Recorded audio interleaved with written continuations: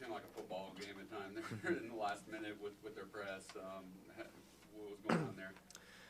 Yeah, I mean, they're always a physical team. I mean, they kind of pressed the whole game, but especially at the end, they kind of ramped it up, especially trying to get steals. So, I mean, we knew it was going to come, and those are the moments where you kind of just got to be strong with the ball, make good decisions. And, we've had a few games, where we've kind of let the lead go away, and kind of that's hurt us. So tonight, when we took care of the ball, got the free throw line, made free throws, it was good for us to win.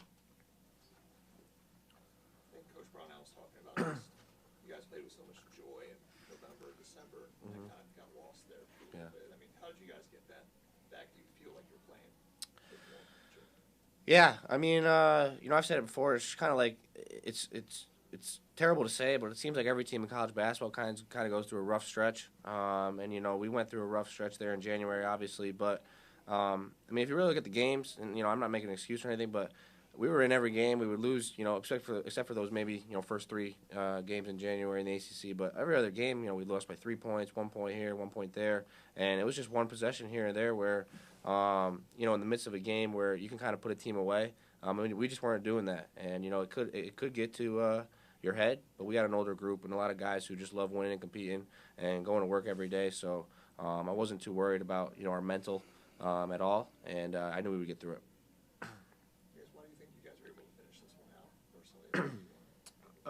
Coach really emphasized it, especially at the last 2 months. We've blown some leads late, so really just locking in on defense and getting stops at the end.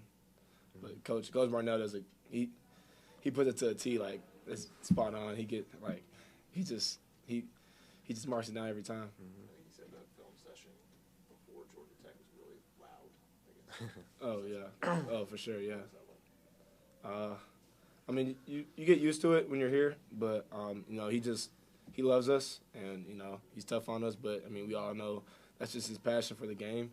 So but we all can handle it. So it's really normal, I guess. But when he's tough on us like that, it's really emphasize it and puts it in front of our mind, so we know and remember when we're playing.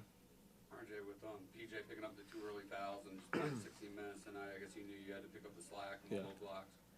Yeah, I want to come in and just play with energy. It's really all God, man. But I mean, I'm just ready to play. I mean, no matter when or where. So. I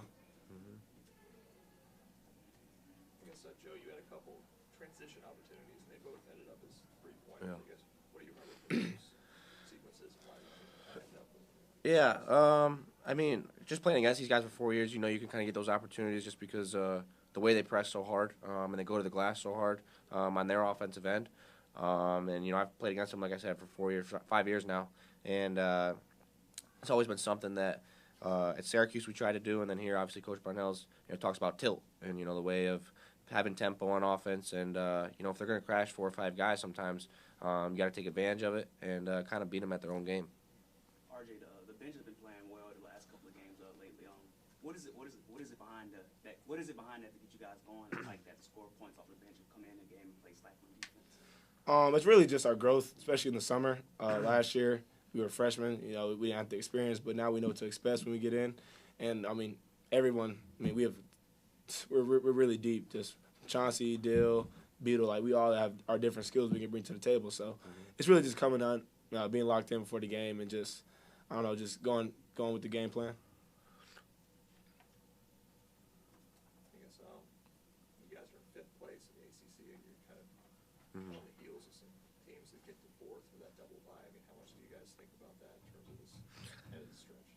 Yeah, I mean, the coaches bring it up. It's. I mean, every game matters in the ACC. We've seen that. We've lost to some of the teams at the bottom of the league, and we've beat some of the teams at the top of the league. So each and every game matters. And the double bye obviously really helps in the ACC tournament to get to that 4th spot. But right now we're taking it one game at a time. You can't really worry too much about what other teams are doing and what's going on with their schedules. You just got to beat the ones in front of you. And if that happens, I think we'll be in a good spot. RJ, we see you made 2 steals and 2 blocks tonight. You were really crucial on the defensive end and in the paint as well. You had amazing dunks. Were really just a dominant presence in there. FSU now won 4 straight. That's the first time in program history. How does this game not only mean for the momentum, but now you have Pitt, who's also 9-7 in the ACC? This is huge, man. Every win, everyone matters, like Joe said. But just coming in tomorrow, ready to be open for film, seeing our right and wrongs, just trying to bounce back, and I mean, just on to the next. Any more questions for these guys? I guess did either of you see the snag that Coach Brown made on the sideline? No, I didn't see that. What? I did not.